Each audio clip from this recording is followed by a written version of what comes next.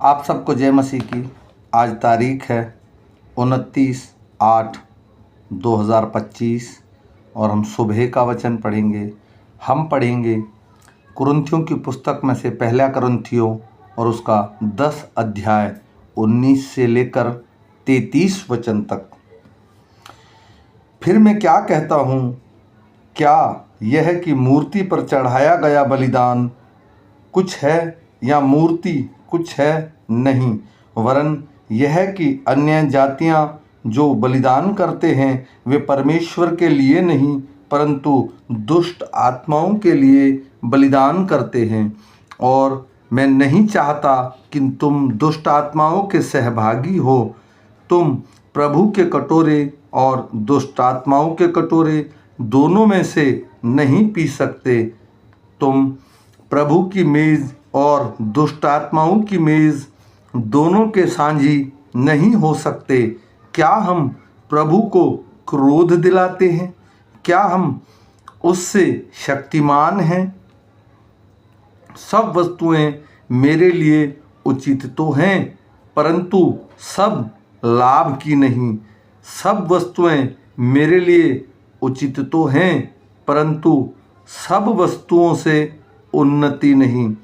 कोई अपनी ही भलाई को नहीं वरन दूसरों की भलाई को ढूंढते हैं।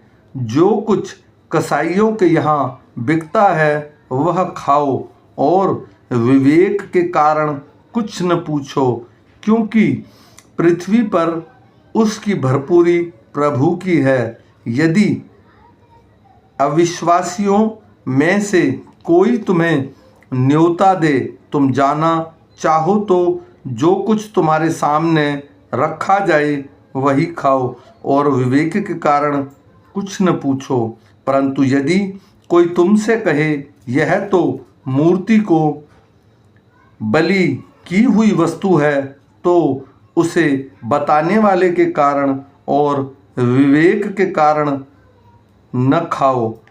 मेरा मतलब तेरा विवेक नहीं परंतु उस दूसरे का भला। मेरी स्वतंत्रता दूसरे के विचार से क्यों परखी जाए?